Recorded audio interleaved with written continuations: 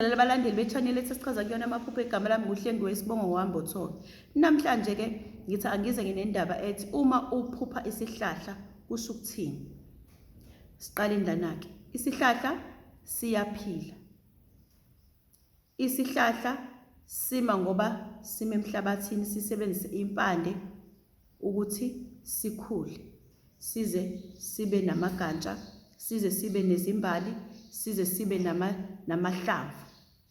Okusho ukuthini lokho? Sichaza impilo wena ozoyiphila ungakaqali ngokuthi uhlele ukuthi ufuna lokhu. Sichaza impilo ozoba nayo nabantwana bakho ukuthi uyoba nomndeni onjani wena, noma unomndeni onjani, noma kuyohamba kwenzakaleni emndenini wakho.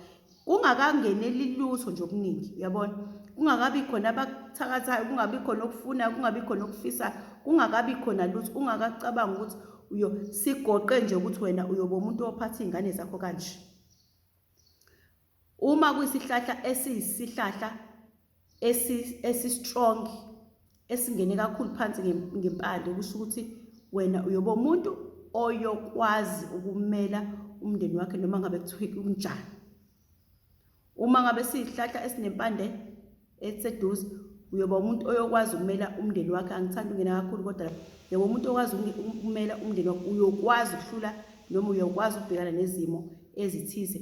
Uma uyisihlahla esikithe sibone sase sinaba sathi, uyoba umuntu oyokwazi ukumela umndeni wakhe aze abheke nangezinye indlela ukuthi njani afune indlela eziningi zokuphilisa umndeni wakhe. Kuya ngesihlahla ke osibonile. Kungenzeka ukuthi isihlahla somsilinga, okusho ukuthi wena uyoba umuntu oyoba nendlela afuna ngayo ukuthi aphilise izingane zakhe, kanti futhi wena uyoba umuntu onjani ophilisayo. Kanti nezingane zobizele zibe njani, izingane eziphilisayo kwayizona.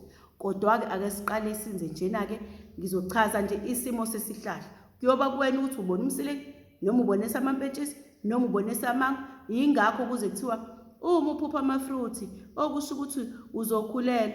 Uma uphupha, yingakho kusukela lapho ezihlahleni ukuthi siqonde impilo yakho wena muntu osuke uzophila ukuthi wena uyohamba uhambe ube ngalesi sigaba. Yingakho kungena ngaphansi kokuthi usuke kuba khona ozokhulelwa ekhaya. Ngobani? Isihlahla lesi siqonde bani? Wena. Kuye ngokuthi ke isiphi nasipho osibonile, uyabona? Kodwa ezamafruthi ke ilapho sosuke khona kutshengisa ukuthi lowo mndeni loyo ophilayo, ukuthi lowo muntu okhona ngaleso sikhathi njengamanje ogade kulowo muzi lo muntu walowo muzi omele lowo muzi ekhaya lakhe ke manje lezi ngane ayikhulisayo sekukhona ezoba khona esizozala noma esizokhulelwa. Ngithi uyabona, ake ngihlehleke ngingaze ngijombi kakhulu. Uma usibona isihlahla simile, kusho wena lokho nomndeni ozoba nawo wena ozophuma kuwe nje qobo lwakho, ngaphandle kokuthi kuze kube sekumndeni mhlawumbe sekumndeni usuze waxhuma wabamningi waze nahlukana nabantu abaningi. Ungakafiki lapho, kusho umndeni wakho ozozalwa wena nalo muntu ozokuzana nawo. Lalela ke, ake ngithi usibone simile ke isihlahla noma ngabe siphi, usibone simile siside, okusho ukuthi wena uzoba umuntu uzokhula nje. Sabe siba nempande ishone phansi kakhulu, uzokhula kanti futhi uzokwazi ukumela izingane zakho. Saba namagantsha, indlela wena ozophatha ngayo izingane zakho. Kwaba khona amahlamvu, indlela izingane zakho eziyoba yiyona. Amahlamvu uthola ukuthi wabona nje akhona awanyakaza, mhlawumbe noma enyakaza kodwa kube yilapho nalapho uyoba nezingane eziyokwazi ukuthi zihloniphe wena, zibe khona njengoba ku-green, zibe nempilo, ziphile nje. Yangithi yabona? Amagantsha asho ukuthi wena uyokwazi ukuphatha izingane zakho, uyoba nendlela yokuphatha izingane zakho. Impande kuyoba khona lapho wena ozisiza khona ukuthi wena ukwazi ukuphilisa, kanti nani nezingane zakho ukwazi ukuthi uziphathe. Uma sesithela izihlahla sesithela amafruits, okusho ukuthi lapho sekunjani, izingane zakho nazo ziyokhula zize njani, zibe nezingane la ekhaya. Uma ithele iziqale zathela imbali, okusho ukuthi lapha ekhaya lakho niyobe nihleli ngokunotha nangokujabulile nangayonke indlela kobe kukuhle kunephunga elihle kuya kodwa ngani ngesihlahla. Ngeke uthi wena uphuphe isihlahla sani sento engadliwa. Mhlawumbe isihlahla sani angizazi ezinye izihlahla kodwa sento engadliwa mase uthi kuyobeka into enhle. Leyo nto ke sekufanele wena uhlakaniphe ngendlela yakho ngoba usuzobe usuwazi. Shuthi lapho umuntu lapho uyothela isihlahla uyoba lolu hlobo ngoba eyololo hlobo obelivelile lesihlahla nembewu yakhe eyobe etshalile phezulu kwalowo muzi iyoba njengaleso sihlahla. Yingakho uthola ukuthi umuntu uphuphuma ingoba isihlahla ayisona nalo indlela ayiyona ukuthi sekuze kwafika esigabeni lapho uthi ubona isithelo lezi ngane oyikhulisayo sezinazo zizinjani sezizokwanda sekuzozalwa umuntu othize naye obanani nezinye ingane usukutshengiswa nje lokho ke. Ngidlule uma uthe uyasibona isihlahla simile ngeke ngisadlula empandeni ngeke ngisadlula esiqwini kodwa sinyakazisa amahlamvu kakhulu, amahlamvu akhona ayanyakaza. Kusho ukuthini lokho? Uma nyakaza amahlamvu kakhulu kuze kunyakaze isiqu sesihlahla, okusho ukuthi izingane oyoba nazo lapho wena kuba izingane ezinomsindo. Ziyothi ziphila nje kahle kukuhle zibe nomsindo zilawulwe kwayi wena. Zikulawule uthi mawuthi uyakhuluma zikushonisele zingazwani, zingabi ixabane nomakhelwane. Yonke into imayethe yabancane into zithatha into ibe enkulu kube sengathi manje zona akufanele into enzeke khona zifuna ukulwa izilwele ngisho into engayo kube ingane ezinomsindo. Ake ngisho nje kanjalo kukonke.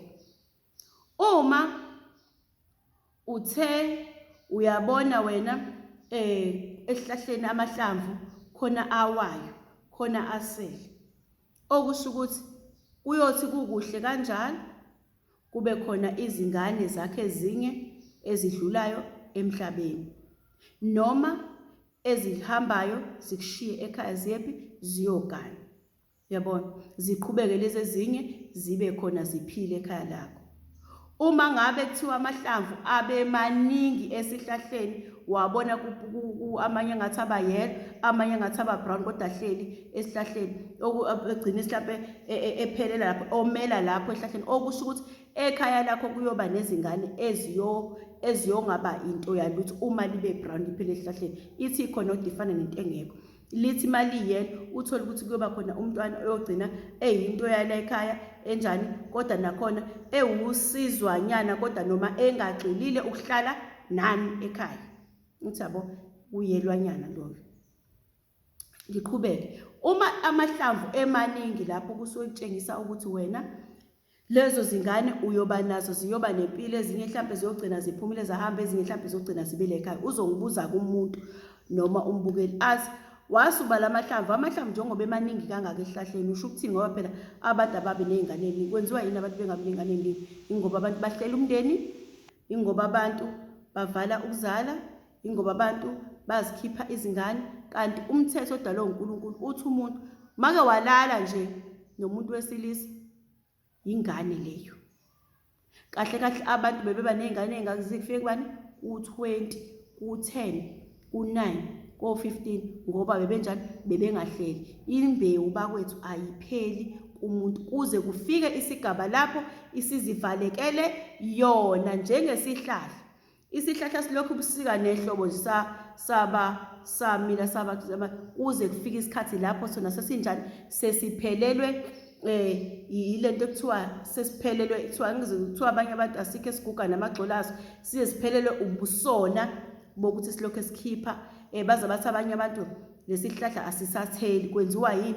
Ingoba suke sesiphelelwe isikhathi sesisidala kakhulu. Ingakho sifaniswa nobani? Nathi thina. Yabona, ngaleyo ndlela ke ngiqonde ukusho ukuthi mina isihlahla lesi sifaniswa nawe nempilo ozoba nayo nezingane zakho ozoba nazo ngalesi sikhathi wena unjani usuqale ukuba nomndeni wakho noma nomndeni wakho oyoba nawo. Yabona, ngizazoqhubeka khona kunye ngifuna ukuchaza kahle mayelana nezihlahla. Ngizobala isihlahla samampentshisi, ngibale isihlahla sikamango, ngibale Konje isiphi nalesi sihlahla lesi esikhipha ezinye izinto. Ngibale nje ukuthi ihlahla enamafruthi ngizokhumbula kodwa evidweni engizoyenza lezo ihlahla ukuthi ziqonde ukuthini ngawe. Esomsilinga siqonde ukuthi uzoba nezingane uyokwazi ukuthi uziphathe futhi uyoba nezingane eziyoba ngabe ziyahlonipha noma zihloniphi kodwa futhi uyobe ikhaya lelo noma izingane lezo ezinosizo kubanye abantu ngokuthi bekwazi ukuphilisa abanye abantu, bekwazi ukusiza abanye abantu. Cela ke bakwethu ukuthi ngime lapho ngizobuya nalama video lawa engizoyenza engikhulume ngawo ngempetshisi nangomango. Ngiyabonga.